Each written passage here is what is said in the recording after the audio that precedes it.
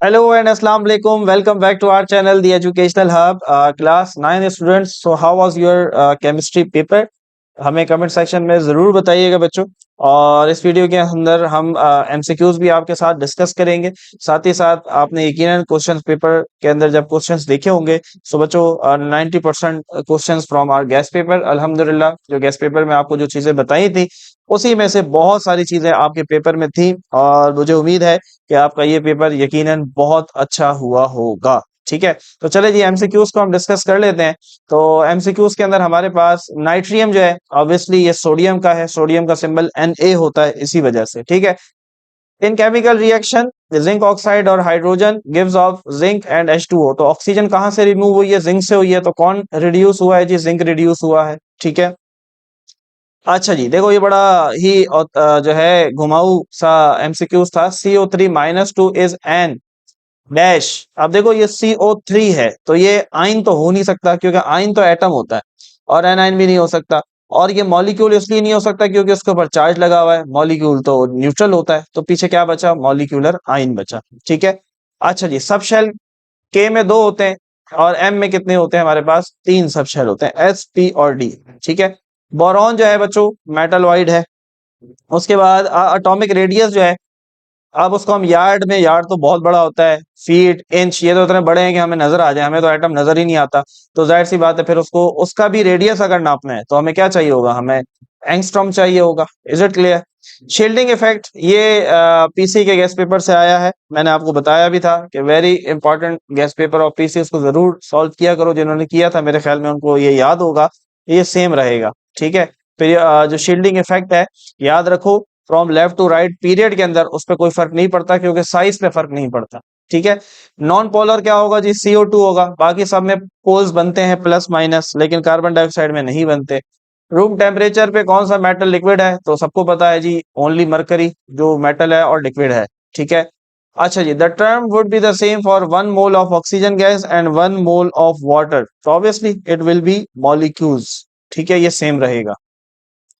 Alkali metal जी group 1A होता है और alkaline earth metal group 2A होता है। ठीक है, कौन सी गैस लाइम वाटर को मिल्की कर देती है? तो बच्चों इट इज CO2। चलो ये हो गए हमारे एमसीक्यूज। कमेंट में जरूर बताइएगा कि एमसीक्यू आपके कितने ठीक हुए 12 में से। सेक्शन बी पे आ जाते हैं बच्चों। पहला सवाल हमारे गेस्ट पेपर में है, ये सारी डेफिनेशन हमने आपको बताई थी। ठीक है, आई थिंक मैंने ये डिफरेंसेस भी मेंशन किए थे लेकिन आप चेक कर लीजिएगा, ये सवाल भी शायद वहीं से है। सवाल नंबर 4 बच्चों बहुत इंटरेस्टिंग है और बहुत ही आसान है। सिर्फ आपने 3 वर्ड्स लिखने हैं और 3 नंबर मिल जाने। आपने ये बताना था कि कौन सी स्टेटमेंट का ताल्लुक कौन सी ब्रांच ऑफ केमिस्ट्री से है। तो यानी कि ब्रांचेस ऑफ केमिस्ट्री जो हमने गेस्ट पेपर में आपको बताया था, ये सवाल उसी में से आया लेकिन थोड़ा सा घुमाकर। अब जिसने याद की भी होंगे उन्होंने पहचान लिया होगा। देखो क्लोरोफ्लोरो कंपाउंड जो है वो डिप्लीटेशन करते हैं ओजोन लेयर। ओजोन लेयर का मतलब क्या है? अगर ओजोन खराब होगी तो हमारा एनवायरनमेंट खराब होगा। तो इस ब्रांच को हम क्या कहते हैं? एनवायरमेंटल केमिस्ट्री कहते हैं। तो ये वहां से लिया गया, एनवायरमेंटल केमिस्ट्री। ठीक है, अच्छा जी नंबर 2 सिर्फ आपने ये लिखना है इसके अंदर, नंबर 1 डाल के environmental chemistry. Number 2 that investigate the properties of ammonia gas. याद रखो ये अमोनिया गैस की जो प्रॉपर्टीज है बच्चों, ये हम इनऑर्गेनिक केमिस्ट्री के अंदर पढ़ते हैं। ठीक है, ऑर्गेनिक कंपाउंड के अलावा किसी भी कंपाउंड की प्रॉपर्टीज को हम किसमें पढ़ते हैं? इनऑर्गेनिक के अंदर। ये चीज हमने पढ़ी थी। ठीक है, find out the quality and quantity and quality. Quality और क्वांटिटी हम किसमें चेक करते हैं बच्चों? तो हम चेक करते हैं उसको एनालिटिकल केमिस्ट्री के अंदर। तो आप देखो आपने सिर्फ ये 3 नाम लिखने थे, environmental chemistry, inorganic chemistry, analytical chemistry, बस, और 3 नंबर आ जाने थे। ठीक है, तो शुरू के 1 2 3 और 3 सवाल जो है वो हमारे गेस्ट पेपर से ही है बच्चों। 8 आपको करने थे। आगे बढ़ते हैं, मोलैरिटी से न्यूमेरिकल आया, मैंने बताया था मोलैरिटी का न्यूमेरिकल लाजमी करके जाना, तो ये भी वहीं से है बच्चों। ये कॉन्सेप्चुअल सवाल है। जिन बच्चों ने केमिस्ट्री को कॉन्सेप्ट के साथ पढ़ा होगा मेरे ख्याल में उनके लिए ये सवाल बहुत आसान था। वो अपने ओन वर्ड्स में इसको लिख सकते हैं कि एटॉमिक रेडियस क्या होता है। ठीक है, और साथ ही साथ ट्रेंड क्या होता है ग्रुप्स में और पीरियड के अंदर। आपने अगर अपने टीचर से पढ़ा है तो जरूर आपके लिए आसानी होगी। अच्छा जी, हमारे गेस्ट पेपर में आइसोटोप्स था और हाइड्रोजन के आइसोटोप्स था, लेकिन आपके पेपर में उन्होंने नाइट्रो यूरेनियम दे दिया। ठीक है, यूरेनियम का atomic number 92, mass number change होता जाता है तो आप वो भी कर सकते हैं।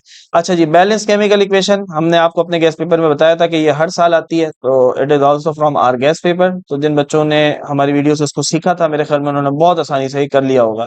Number of mole, number of atom, number of molecules मैंने आपको बताया था 99% इंपॉर्टेंट है। देखो ये सवाल भी आपके पेपर में आया हुआ है, ठीक है। अच्छा जी, क्रॉस एंड डॉट स्ट्रक्चर, ये भी आई थिंक मैंने आपको बताया था अपने गेस्ट पेपर में कि ये आपको बनाना आना चाहिए, तो ये भी बहुत आसान सा सवाल था, आई थिंक ये भी आपने कर लिया होगा।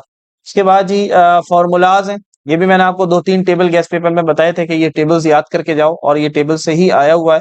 तो कास्टिक सोडा जो है इसका फॉर्मूला NaOH होता है।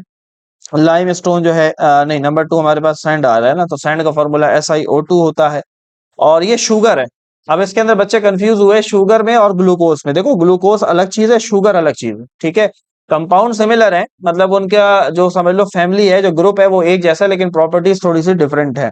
तो शुगर का जो फॉर्मूला है बच्चों, दैट इज C12H22O11, ये इसका फॉर्मूला है। ग्लूकोज का होता है C6H12O6, ठीक है। लाइम स्टोन CaCO3, चूने का पत्थर जो होता है, यानी कि जो मार्बल होता है, उसी को हम कहते हैं। जिप्सम जो है बच्चों, इसका फॉर्मूला होता है CaSO4.2H2। जबकि बेकिंग सोडा हमारे पास सोडियम बाइकार्बोनेट होता है, जो कि हम आई थिंक पानी वगैरह साफ करने के लिए भी यूज करते हैं, NaHCO3, ठीक है।